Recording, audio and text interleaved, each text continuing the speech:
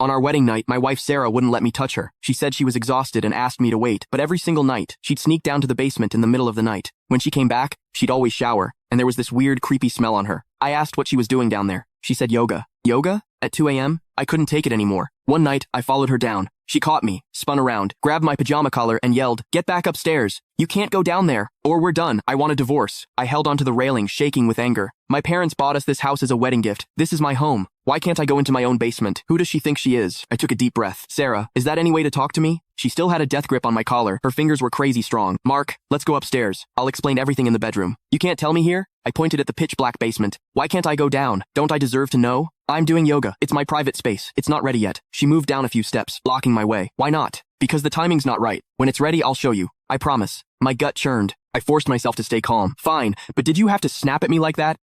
She bit her lip. I got a little worked up, okay? You know how I am, I'm blunt. You're used to it. I scoffed and headed back upstairs. Fine. I'd check it out tomorrow when she left for work. Back in bed, I tossed and turned. Something was definitely up with that basement. Something big. Was Sarah hiding a secret? I looked over at her. She was awake too, staring at the ceiling. I thought back to when she first asked me out. I was shocked. She was gorgeous. Tons of guys were after her. And me? Just an average-looking dude. What did she even see in me? She said she liked that I was kind, quiet, and that I made her feel calm. I believed her. But if that was true, why did she push me away every night? I'm her husband. Was this normal? I couldn't help it. I reached out to touch her cheek. What are you doing? She jerked away like I'd burned her, looking at me with pure disgust, like I was something gross. It hit me. I turned away, furious, but I couldn't let it go. If she didn't have feelings for me, why'd she ask me out? Why'd she marry me? I turned back around. You said you needed time, that we couldn't be close yet. I get that, but why freak out when I barely touched you? How many times do I have to explain? It's psychological. I'm looking for a therapist, aren't I? Just be patient. She picked up her phone and tapped my shoulder with the back of it, wouldn't even use her hand. Mark, please, just give me 6 months. I promise things will be different. She tapped me with her phone. Was I that disgusting to her? Could I even trust her? But what choice did I have? I sighed and rolled over. The thing is, I'd given her everything. From day one, I did whatever she wanted. She liked jewelry. I bought her expensive necklaces. She wanted to travel. I took her everywhere. She mentioned investing. I helped her learn finance. I gave her everything I had. And this is what I got after the wedding. It all had to be connected to that basement. I had to find out what was going on. Morning came. I made her favorite breakfast like always. She stayed cold, eating in silence. Felt like I was her maid, not her husband. After breakfast, I drove her to work. We both worked in sales at Serenity Scents, a perfume company. After I parked, she walked into the building.